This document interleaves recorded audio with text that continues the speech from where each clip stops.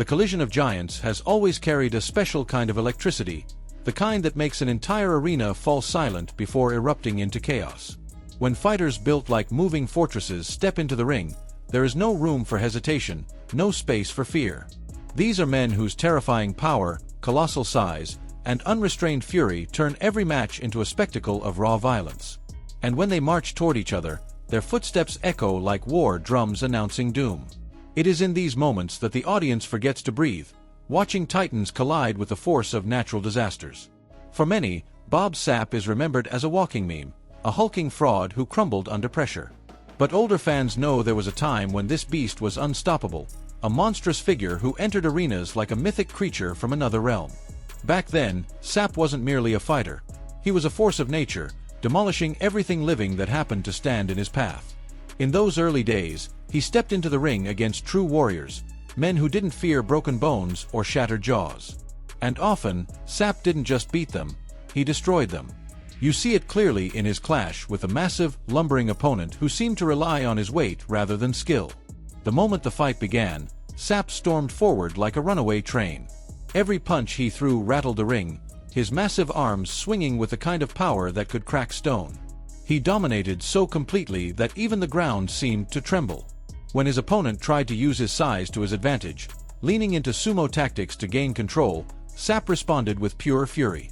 One explosive shot detonated on the man's jaw, sending him crashing down like a collapsing building.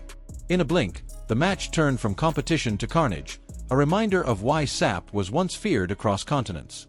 But Sapp wasn't the only giant capable of turning the ring into a battlefield. In Russia, where brutality is practically a cultural sport, a different kind of spectacle was rising. Bare-knuckle fights between colossal men turned into viral sensations, showcasing athletes who looked more like mythical creatures carved from ice and stone. In one of the most talked-about clashes, a bearded brute built like a reinforced bunker faced off against a towering monster who moved with the precision of an executioner. From the first second, the bearded beast launched himself forward with frightening aggression. His punches sounded like axe strikes splitting thick wood. Every blow knocked his opponent backward, and the crowd roared as the massive fighter toppled repeatedly. Yet the battered warrior refused to stay down. He rose again, fueled by some primal instinct, and even began turning the fight around, swinging with the desperation of a man fighting not for victory but for survival. But his opponent, the towering yeti of the ring, had no patience for heroic comebacks. With one final barrage of devastating strikes, he sent the giant crashing down, sealing the fight with a victory that lived on in fan folklore. Not long after, another brutal battle unfolded in 2011 when Alexander Lungu and Neil Cook stepped into the cage. Both men looked like they fueled their training camps with beer kegs and meat slabs, their bodies sculpted more for brute force than athletic finesse. Lungu wasted no time, charging forward with fists flying. His relentless assault left Cook stumbling backward, yet Cook still tried provoking him, taunting him as if sheer arrogance could protect him from pain. Lungu responded with cold efficiency. He smothered Cook in a storm of heavy punches, the kind that could silence a crowd in shock. Eventually, Lungu's fists forced his opponent to kneel, a symbolic surrender that ended the fight in a moment that was as brutal as it was unforgettable.